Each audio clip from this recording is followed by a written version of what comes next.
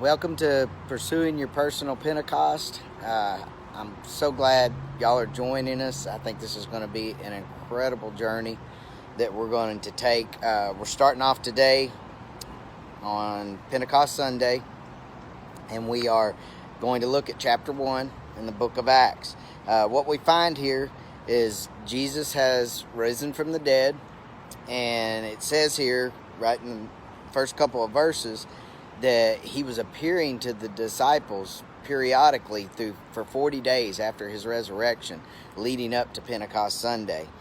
And one of the times that he appeared to them, he said, while staying here with them, he ordered them not to depart from Jerusalem, but to wait for the promise of the Father, which he said, "You heard from me, for John baptized with water, but you will be baptized with the Holy Spirit not many days from now." Now, the disciples, they hadn't seen the baptism of the Holy Spirit yet, so they really wasn't fully aware of what to expect.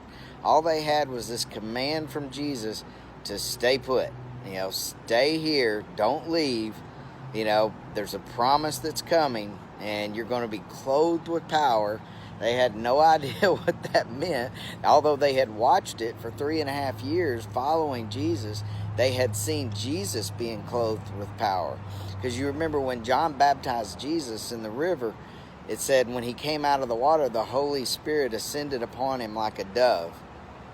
And it was from that moment, that was the game changer, was him receiving the Holy Spirit and it resting upon him. That's what changed everything.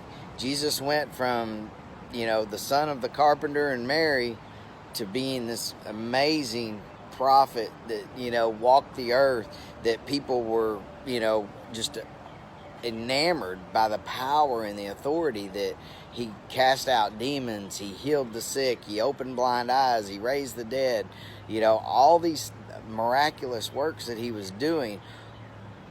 The very starting point of those was the Holy Spirit descending upon him. So when he received the Holy Spirit, that's when he started walking in power. And that's what we're going to be looking at. I'm going to drop down to verse 13. It said, when they had went up to the upper room where they were staying, Peter and John and James, Andrew, Philip, Thomas, Bartholomew, Matthew, James, the son of Alphaeus, Simon the Zealot, Judas, the son of James, all these with one accord were devoting themselves to prayer together with the women and Mary, the mother of Jesus, and his brothers. There's something to be said about that right there, is that they're devoting themselves to prayer. That's something that I think we've all kind of drifted away from to an extent. It's one thing to pray when you go to sleep at night, or, pray before a meal, but to devote yourself to prayer, to set aside time to pray, to seek the Lord, there's so much value in that. I can't stress enough the value in spending time in prayer. And it said in the number of those people were about 120 people. Okay? And so they have this promise that something's coming and it's going to be big. And Jesus says, just sit chilly and wait. And I can imagine, if this was modern day, if we were in modern day times and Jesus, had a group of 120 people that he told to just, sit tight and wait, I could see us all, on our iPads or our smartphones, we'd have our head buried in our smartphone looking at Instagram or TikTok or whatever. But, he told them to stay and wait. And so what did they do while they were waiting? They prayed.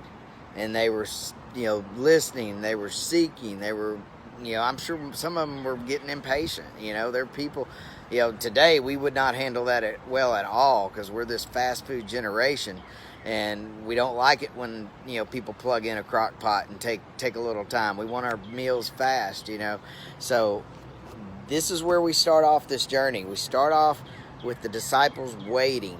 And they were, like I said, they weren't sure what exactly they were waiting for. Jesus didn't give them specific instructions as to what was fixing to happen. He just told them that they were going, the Holy Spirit was coming.